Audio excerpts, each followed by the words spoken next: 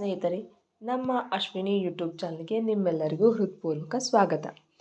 ಅನುರಾಗ ಅರಳಿತು ಎಂಬ ಹೊಸ ಪ್ರೇಮ ಕಥೆಯೊಂದಿಗೆ ನಿಮ್ಮ ಮುಂದೆ ಬಂದಿದ್ದೇನೆ. ಇದು ಕೇವಲ ಒಂದು ಪ್ರೇಮ ಕಥೆಯಲ್ಲ, ಜವಾಬ್ದಾರಿ, ತ್ಯಾಗ, ಸಂಬಂಧಗಳು ಮತ್ತು ವಿಧಿಯ ಆಟದ ಕತೆ. ಒಂದೆಡೆ ಮದುವೆಯೇ ಬೇಡ ಎನ್ನುವ ನಾಯಕ, ಮತ್ತೊಂದೆಡೆ ಕುಟುಂಬಕ್ಕಾಗಿ ತನ್ನ ಕನಸುಗಳನ್ನೇ ತ್ಯಾಗ ಮಾಡಿದ ನಾಯಕಿ. ವಿಧಿ ಇವರಿಬ್ಬರನ್ನು ಹೇಗೆ ಒಂದಾಗಿಸುತ್ತದೆ? ಷರತ್ತುಗಳ ಮೇಲೆ ಆರಂಭವಾದ ಈ ಸಂಬಂಧದಲ್ಲಿ ನಿಜವಾಗಿಯೂ ಅನುರಾಗ ಅರಳುತ್ತದೆಯೇ? ಇವೆಲ್ಲಕ್ಕೂ ಉತ್ತರ ಸಿಗುವುದು ಈ ಕಥೆಯಲ್ಲಿ. ಹಾಗಾದರೆ ಹೆಚ್ಚು ಸಮಯ ವ್ಯರ್ಥ ಮಾಡದೆ ಅನುರಾಗ ಅರಳಿತು ಕಥೆಯ ಮೊದಲ ಸಂಚಿಕೆಯನ್ನು ಆರಂಭಿಸೋಣ. ತಾತ, ತಾತ ಪ್ಲೀಸ್ ಬಾಗಿಲು ತೆಗೀರಿ, ತಾತ, ತಾತ ಪ್ಲೀಸ್ ಓಪನ್ ದ ಡೋರ್ ಎಂದು ಒಂದೇ ಸಮನೆ ಬಾಗಿಲು ಬಡಿಯುತ್ತಿದ್ದ ಮೊಮ್ಮಗ. ತಾತ ಪ್ಲೀಸ್ ತಾತ, ಈಗೇನು ನೀವು ಹೇಳ್ದ ಹಾಗೆ ಕೇಳಬೇಕು ತಾನೇ? ಓಕೆ, ಕೇಳ್ತೀನಿ, ಪ್ಲೀಸ್ ಈಗಲಾದರೂ ಬಾಗಿಲು ತೆಗೀರಿ ಎನ್ನಲು, ನಿಜವಾಗ್ಲೂ ಕೇಳ್ತೀಯಾ ಅಥವಾ ನನ್ನ ಸಮಾಧಾನಕ್ಕೋಸ್ಕರ ಹೀಗೆ ಹೇಳ್ತಿದ್ಯಾ ಎಂದು ಕೇಳಿದರೆ, ನೋ ತಾತ, ನಾನು ನಿಜವಾಗ್ಲೂ ಹೇಳ್ತಿದ್ದೀನಿ, ಗಾಡ್ ಪ್ರಾಮಿಸ್, ನೀವು ಹೇಳ್ದ ಹಾಗೆ ಕೇಳ್ತೀನಿ, ಈಗಲಾದರೂ ಬಾಗಿಲು ತೆಗೀರಿ ಎಂದಾಗ ಸರಿ ಎಂದು ಹೇಳಿ ಬಾಗಿಲು ತೆಗೆದಿದ್ದರು ಚಲಪತಿ ಭಾರದ್ವಾಜ್.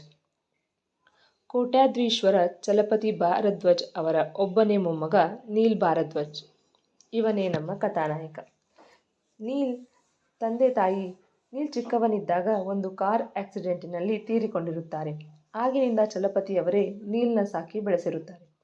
ನೀಲ್ಗೆ ತಾತ ಎಂದರೆ ಪ್ರಾಣ. ಅವರು ಹಾಕಿದ ಗೆರೆ ಯಾವತ್ತೂ ದಾಟಲ್ಲ, ಒಂದು ವಿಷಯ ಹೊರತುಪಡಿಸಿ, ಅದುವೇ ಮದುವೆ. ನೀಲ್ಗೆ ಮದುವೆ ಬಗ್ಗೆ ಯಾಕೋ ಏನೂ ಆಸಕ್ತಿ ಇಲ್ಲ. ಅದಕ್ಕೆ ಕಾರಣ ಚಿಕ್ಕ ವಯಸ್ಸಿನಲ್ಲಿ ಅವನನ್ನು ದೂರದ ಲಂಡನ್ನಲ್ಲಿ ಇಟ್ಟು ಓದಿಸಿದ್ದು ಒಂದು ಕಾರಣ. ಆದರೆ ಯಾವತ್ತೂ ತನ್ನ ತಂದೆ ತಾಯಿ ಪ್ರೀತಿ ಕಾಣದೆ ಒಂಟಿಯಾಗಿ ಬೆಳೆದಿದ್ದು ಒಂದು ಕಾರಣ. ಮತ್ತು ತಾತನ ಪ್ರೀತಿಯ ಹೊರತಾಗಿ ಇನ್ನಾರ ಪ್ರೀತಿಯನ್ನೂ ಕಂಡಿಲ್ಲ. ವಿದೇಶದಲ್ಲಿ ಮದುವೆ ಸಂಬಂಧಗಳಿಗೆ ಬೆಲೆನೇ ಇಲ್ಲ. ಅಲ್ಲಿ ಮದುವೆ ಎಂದರೆ ಒಂಥರ ಒಪ್ಪಂದ ಇದ್ದ ಹಾಗೆ. ಇವಳು ಇಷ್ಟ ಆಗದೆ ಇದ್ದರೆ ಮಾರನೇ ದಿನಾನೇ ಇನ್ನೊಬ್ಬಳ ಜೊತೆ ರಿಲೇಷನ್ಶಿಪ್ನಲ್ಲಿರೋದು. ಹೆಚ್ಚು ಲಿವಿಂಗ್ ಟುಗೆದರ್ನಲ್ಲಿರೋರೇ ಜಾಸ್ತಿ. ಬೇಸಿಕ್ ನೀಡ್ಸ್ಗಳಾದ ಊಟ, ನಿದ್ದೆ, ಕೆಲಸ, ಹೇಗೂ ಸೆಕ್ಸ್ ಕೂಡ ಅವರ ಬೇಸಿಕ್ ನೀಡ್ಸ್ ಅಷ್ಟೇ. ಅದನ್ನು ಪೂರೈಸಿಕೊಳ್ಳಲು ಒಪ್ಪಂದ ಮಾಡಿಕೊಂಡವರ ಹಾಗೆ ಗಂಡು ಹೆಣ್ಣು ತಮ್ಮ ಮದುವೆನ ಮುಂದುವರಿಸಿಕೊಂಡು ಹೋಗುವ ಆಸಕ್ತಿ ಇಲ್ಲ ಅಂತಾದಾಗ ಇಬ್ಬರು ಡಿವೋರ್ಸ್ ತೆಗೆದುಕೊಂಡು ತಮಗೆ ಇಷ್ಟ ಬಂದ ಹುಡುಗಿಯ ಜೊತೆ ಹುಡುಗ ರಿಲೇಷನ್ಶಿಪ್ ಇಟ್ಕೋಬಹುದು, ತಮಗಿಷ್ಟ ಬಂದ ಹುಡುಗನ ಜೊತೆ ಹುಡುಗಿ ರಿಲೇಷನ್ಶಿಪ್ ಇಟ್ಕೋಬಹುದು. ಆದರೆ ಇಲ್ಲಿ ಹಾಗಲ್ಲ. ಮದುವೆ ಅಂದರೆ ಇಷ್ಟ ಇರಲಿ ಬಿಡಲಿ, ಸಮಾಜಕ್ಕೆ ಹೆದರಿನೋ ಅಥವಾ ತಂದೆ ತಾಯಿಗೋಸ್ಕರನೋ ಮದುವೆ ಅನ್ನೋ ಬೇಡದ ಸಂಬಂಧವನ್ನು ನಿಭಾಯಿಸೋದು ಹೆಚ್ಚು ಅನ್ನೋ ಕಾನ್ಸೆಪ್ಟ್ ಅವನ ತಲೆಯಲ್ಲಿದೆ. ಅದಕ್ಕೆ ಅವನಿಗೆ ಮದುವೆ ಮೇಲೆ ಆಸಕ್ತಿನೇ ಇಲ್ಲದಂತಾಗಿದೆ. ಹುಡುಗ ನೋಡೋದಕ್ಕೆ ಸುರಸುಂದರಾಂಗ, 6 ಅಡಿ ಎತ್ತರ, ಹಾಲು ಬಿಳುಪು ಬಣ್ಣ, ಜಿಮ್ ಮಾಡಿದ ಬಾಡಿ, ರೇಷ್ಮೆಯಂಥ ಕೂದಲು, ನೀಳ ನಾಸಿಕ, ಟ್ರಿಮ್ ಮಾಡಿದ ಗಡ್ಡ, ಒಮ್ಮೆ ನೋಡಿದರೆ ಮತ್ತೆ ಮತ್ತೆ ನೋಡುವಂತಹ ಚೆಲುವ. ಇವನ ಅಂದಕ್ಕೆ ಮರುಳಾಗದ ಹುಡುಗಿಯರೇ ಇಲ್ಲ. ಲಂಡನ್ನಲ್ಲಿ ಎಷ್ಟೊಂದು ಹುಡುಗಿಯರು ಇವನ ಹಿಂದೆ ಬಿದ್ದು ಪ್ರೀತಿಸ್ತೀನಿ ಅಥವಾ ರಿಲೇಷನ್ಶಿಪ್ನಲ್ಲಿರೋಣ ಅಂತ ದುಂಬಾಲು ಬಿದ್ದರೂ ಯಾವ ಹುಡುಗಿಗೂ ಸೊಪ್ಪು ಹಾಕಿಲ್ಲ. ಹಾಗೆ ಯಾವ ಹುಡುಗಿಯ ಮೇಲೆ ಲವ್ ಆಗಲಿ ಕ್ರಶ್ ಕೂಡ ಆಗಿಲ್ಲ.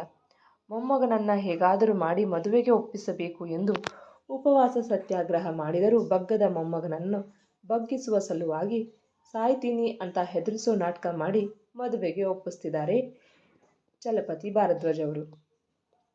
ಆಚೆ ಬಂದ ತಾತನನ್ನು ಸೋಫಾದ ಮೇಲೆ ಕೂರಿಸಿ ಅವರಿಗೆ ಕುಡಿಯಲು ನೀರು ಕೊಟ್ಟು, ತಾತ ಯಾಕೆ ಹೀಗೆ ನಡ್ಕೋತಿದ್ದೀರಾ? ನಿಮಗೆ ಗೊತ್ತು ನನಗೆ ಈ ಮದುವೆ ಅನ್ನೋ ಕಾನ್ಸೆಪ್ಟ್ ಇಷ್ಟ ಇಲ್ಲ ಅಂತ. ಆದರೂ ನೀವು ಹೀಗೆ ನನ್ನ ಒಪ್ಸೋದಕ್ಕೆ ಯಾಕೆ ಪ್ರಯತ್ನ ಪಡ್ತಿದ್ದೀರಾ? ನಾನು ಸಿಂಗಲ್ ಆಗಿ ಹ್ಯಾಪಿ ಆಗಿದ್ದೀನಿ.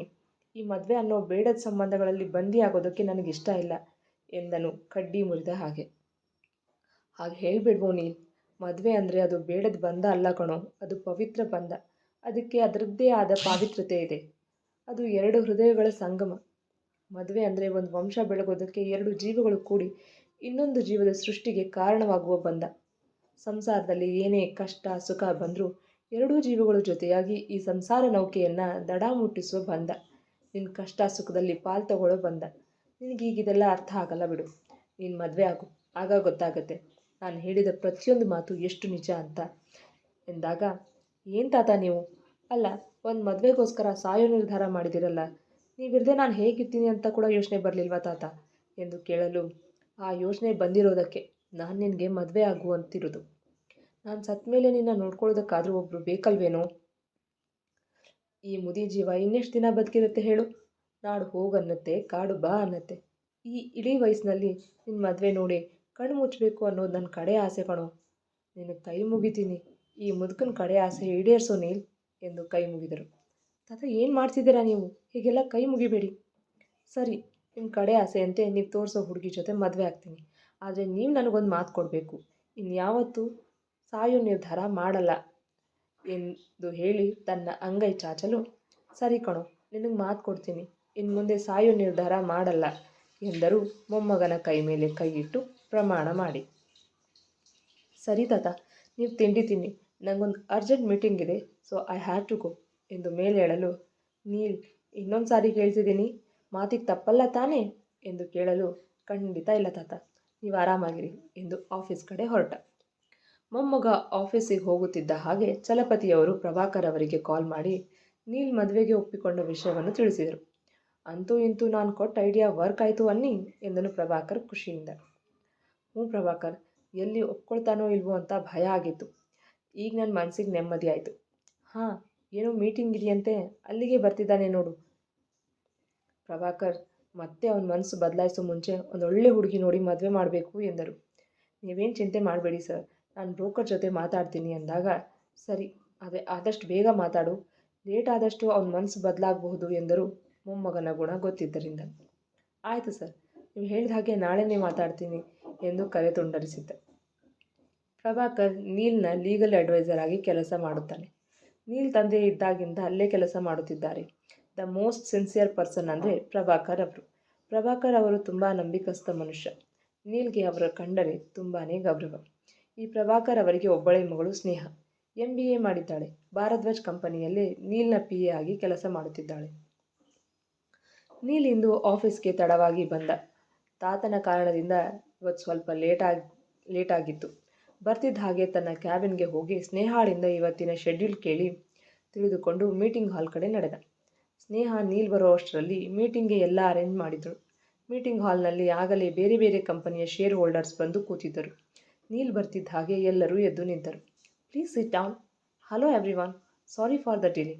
ಸ್ವಲ್ಪ ಪರ್ಸ್ನಲ್ ಕೆಲಸ ಬಂದಿದ್ದರಿಂದ ಬರೋ ತಡವಾಯಿತು. So let's start the meeting ಎಂದು ಹೇಳಿ ಇವತ್ತು ಮೀಟಿಂಗ್ ಕರೆದಿರುವ ಉದ್ದೇಶದ ಜೊತೆಗೆ ಮಾಡಬೇಕಿರುವ ಕೆಲಸದ ಬಗ್ಗೆ ಮತ್ತು ತಮ್ಮ ಹೊಸ ಪ್ರಾಜೆಕ್ಟ್ ಬಗ್ಗೆ ಹೇಳಿದ. ಸತತ 2 ಗಂಟೆಗಳ ಕಾಲ ಮೀಟಿಂಗ್ ಮಾಡಿದ. ಎಲ್ಲರೂ ಹೊಸ ಪ್ರಾಜೆಕ್ಟ್ಗೆ ದುಡ್ಡು ಇನ್ವೆಸ್ಟ್ ಮಾಡೋದಕ್ಕೆ ಒಪ್ಪಿಕೊಂಡರು. ಯಾವ ಕಂಪನಿಯವರು ಒಪ್ಪಿಕೊಂಡರೂ ಅವರ ಕಡೆಯಿಂದ ಕಾಂಟ್ರಾಕ್ಟ್ ಪೇಪರ್ಸ್ಗೆ ಸೈನ್ ಮಾಡಿಸಿಕೊಂಡು ಉಳಿದಿರುವ ಪ್ರೊಸೀಜರ್ನ ಕಂಪ್ಲೀಟ್ ಮಾಡೋದಕ್ಕೆ ಸ್ನೇಹಾಗೆ ಹೇಳಿದ.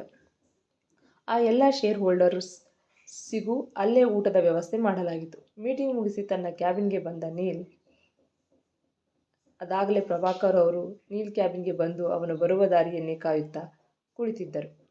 ನೀಲ್ ತನ್ನ ಕ್ಯಾಬಿನ್ ಒಳಗೆ ಬರುತ್ತಿದ್ದ ಹಾಗೆ, ನೀಲ್, ಮದುವೆ ಬಗ್ಗೆ ಏನು ಯೋಚನೆ ಮಾಡಿದೆ ಎಂದು ಪ್ರಭಾಕರ್ ಕೇಳಿದರು. ಅಂಕಲ್ ಪ್ಲೀಸ್, ಆ ಟಾಪಿಕ್ನ ಎತ್ತಬಿಡಿ. ಬೆಳಗ್ಗೆಯಿಂದ ನನ್ನ ತಲೆ ಚಿಟ್ಟು ಹಿಡಿದು ಹೋಗಿದೆ.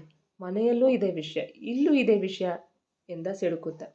ಹಾಗಲ್ಲ ನೀಲ್, ವಯಸ್ಸಾದ ಜೀವ ಏನೋ ಮೊಮ್ಮಗನ ಮದುವೆ ನೋಡಬೇಕು ಅಂತ ಆಸೆ ಪಡ್ತಿದ್ದಾರೆ, ಅದರಲ್ಲಿ ಏನು ತಪ್ಪಿದೆ ಹೇಳು ಎಂದಾಗ, ಅದಕ್ಕೆ ಅಲ್ವಾ ಮದುವೆಗೆ ಒಪ್ಪಿಗೆ ಕೊಟ್ಟಿದ್ದು ಎಂದ ಅಸಮಾಧಾನದಿಂದ. ಏನು ಎನ್ನುತ್ತಾ ಆಶ್ಚರ್ಯ ನಟಿಸಿದರು. ಹೌದು ಅಂಕಲ್, ಮದುವೆ ಮಾಡ್ಕೊಳ್ಳೋದಕ್ಕೆ ಒಪ್ಪಿಗೆ ಕೊಟ್ಟೆ. ಬೆಳಗ್ಗೆ ತಾತ ಆಡೋದು ನೋಡಿ ಜೀವನೇ ಬಾಯಿಗೆ ಬಂದಿತ್ತು ಎಂದ ಟೆನ್ಷನ್ನಿಂದ. ಏನಾಯಿತು ನೀಲ್, ಸರ್ ಏನು ಮಾಡಿದರು ಎಂದು ಕೇಳಿದ. ಎಲ್ಲ ಗೊತ್ತಿದ್ದರೂ ಏನೂ ಗೊತ್ತಿಲ್ಲವೇನೋ ಅನ್ನೋ ಹಾಗೆ. ತಾತ ಸಾಯೋ ಪ್ರಯತ್ನ ಮಾಡಿದರು, ಅದಕ್ಕೆ ಮದುವೆಗೆ ಒಪ್ಪಿಗೆ ಕೊಟ್ಟೆ ಎಂದ ಪೆಚ್ಚಾಗಿ. ನೋಡಿದ್ಯಾ ನೀವು ಸರ್ ನಿನ್ನ ವಿಷಯಕ್ಕೆ ಎಷ್ಟೊಂದು ತಲೆ ಕೆಡಿಸ್ಕೊಂಡಿದ್ದಾರೆ ಅಂತ. ಹೋಗಲಿ ಬಿಡು, ಹೇಗೂ ನೀನು ಒಪ್ಪಿಗೆ ಕೊಟ್ಟಿಯಲ್ಲ, ಅಷ್ಟು ಸಾಕು. ಹಾಗಾದರೆ ಹೆಣ್ಣು ನೋಡೋದಕ್ಕೆ ಶುರು ಮಾಡೋದಾ ಎಂದು ಕೇಳಿದರು. ಒಂದು ದೊಡ್ಡ ಉಸಿರು ದಬ್ಬಿ ಹ್ಞೂ ಎಂದ ನೀಲ್ ಮಾತಿಗೆ, ಹೌದು, ನೀನು ಮದುವೆ ಆಗೋ ಹುಡುಗಿ ಹೇಗಿರಬೇಕು ಅಂತ ಹೇಳಿದ್ರೆ ನಾನು ಕೂಡ ಹೆಣ್ಣು ನೋಡೋದಕ್ಕೆ ಶುರು ಮಾಡ್ತೀನಿ ಎಂದರೆ, ಅಂಕಲ್ ಫಸ್ಟ್ ಆಫ್ ಆಲ್ ನಂಗೆ ಮದುವೆನೇ ಇಷ್ಟ ಇಲ್ಲ, ಇನ್ನು ಹುಡುಗಿ ಬಗ್ಗೆ ಏನು ಹೇಳಲಿ ಎಂದಾಗ, ಹಾಗಲ್ಲ ನೀನು ಮದುವೆ ಆಗೋ ಹುಡುಗಿ ಹೀಗೇ ಇರಬೇಕು, ಇಷ್ಟೇ ಕಲ್ತಿರಬೇಕು, ಸಂಪ್ರದಾಯಸ್ಥ ಮನೆತನದ ಹುಡುಗಿ ಬೇಕಾ ಅಥವಾ ಮಾಡರ್ನ್ ಹುಡುಗಿ ಬೇಕಾ, ಜಾಬ್ ಹೋಲ್ಡರ್ ಬೇಕಾ ಅಥವಾ ಹೌಸ್ ವೈಫ್ ಆಗಿರೋವಂಥ ಹುಡುಗಿ ಬೇಕಾ ಅಂತ ಹೇಳಿದ್ರೆ ಹುಡುಗಿ ಹುಡ್ಕೋದಕ್ಕೆ ಸಹಾಯ ಆಗತ್ತೆ ಅಂತಷ್ಟೇ ಎನ್ನಲು, ಅಂಕಲ್ ಅದೆಲ್ಲ ನನಗೆ ಗೊತ್ತಾಗಲ್ಲ. ತಾತ ಯಾರನ್ನು ತೋರಿಸಿ ತಾಳಿ ಕಟ್ಟು ಅಂತಾರೋ ನಾನು ಆ ಹುಡುಗಿಗೆ ತಾಳಿ ಕಟ್ತೀನಿ. ಹಾಂ, ಹಾಗೆ ನನ್ನ ಕೆಲವು ಷರತ್ತುಗಳಿವೆ, ಅದಕ್ಕೆ ಒಪ್ಕೊಂಡ್ರೆ ನಾನು ತಾಳಿ ಕಟ್ತೀನಿ ಎನ್ನಲು, ಇಲ್ಲ ಅಂದರೆ ಎಂದು ಕೇಳಿದ ಪ್ರಭಾಕರ್ ಅವರಿಗೆ, ಇಲ್ಲ ಅಂದರೆ ನನ್ನ ಷರತ್ತುಗಳಿಗೆ ಒಪ್ಪುವಂಥ ಹುಡುಗಿನ ಹುಡುಕಿ ಆಗ ನಾನು ಮದುವೆ ಆಗ್ತೀನಿ ಎಂದ ನಗುತ್ತಾ. ಹಾಗಾದರೆ ಏನು ನಿನ್ನ ಷರತ್ತು ಎಂದು ಕೇಳಲು, ಸಂಜೆ ಮನೆಗೆ ಬರ್ತೀರಲ್ವಾ, ಆವಾಗಲೇ ಹೇಳ್ತೀನಿ. ಈಗ ಈ ಟಾಪಿಕ್ನ ಬಿಟ್ಟು ಕೆಲಸದ ಕಡೆ ಗಮನ ಹರಿಸೋಣವಾ ಎಂದು ಕೇಳಲು ಪ್ರಭಾಕರ್ ಅವರು ಸರಿ ಎನ್ನುವಂತೆ ತಲೆ ಆಡಿಸಿದರು. ಮನಸ್ಸಲ್ಲೇ, ಅಲ್ಲ ಇವ್ರ ತಾತ ಚಾಪೆ ಕೆಳಗೆ ನುಗ್ಗಿದ್ರೆ ಮೊಮ್ಮಗ ರಂಗೋಲಿ ಕೆಳಗೆ ನುಗ್ತಿದ್ದಾನೆ. Neel, you are very smart. ನಿನ್ನ ಎಲ್ಲ ಷರತ್ತುಗಳನ್ನು ಒಪ್ಪಿ ಮದುವೆ ಆಗೋ ಹುಡುಗಿ ಎಲ್ಲಿದ್ದಾಳೋ ಆ ದೇವರೇ ಬಲ್ಲ ಎಂದುಕೊಂಡವರು ತಮ್ಮ ಕೆಲಸದ ಕಡೆ ಗಮನ ಹರಿಸಿದರು. ಮುಂದುವರಿಯುವುದು. ಕೇಳಿರಲ್ವಾ ಸ್ನೇಹಿತರೆ, ಅನುರಾಗ ಅರಳಿತು ಕಥೆಯ ಮೊದಲನೇ ಅಧ್ಯಾಯ. ಈ ಸಂಚಿಕೆ ನಿಮಗೆ ಇಷ್ಟವಾಗಿದ್ದರೆ ಒಂದು ಲೈಕ್ ಕೊಡಿ, ನಿಮ್ಮ ಅಭಿಪ್ರಾಯವನ್ನು ಕಮೆಂಟ್ನಲ್ಲಿ ತಿಳಿಸಿ. ಹಾಗೆ ಇನ್ನೂ ಯಾರೆಲ್ಲ ನಮ್ಮ ಚಾನಲನ್ನು ಸಬ್ಸ್ಕ್ರೈಬ್ ಮಾಡಿಲ್ವೋ ಈಗಲೇ ಸಬ್ಸ್ಕ್ರೈಬ್ ಮಾಡ್ಕೊಳ್ಳಿ. ಪಕ್ಕದಲ್ಲಿರೋ ಬೆಲ್ ಐಕಾನ್ ಒತ್ತೋದನ್ನು ಮರಿಬೇಡಿ.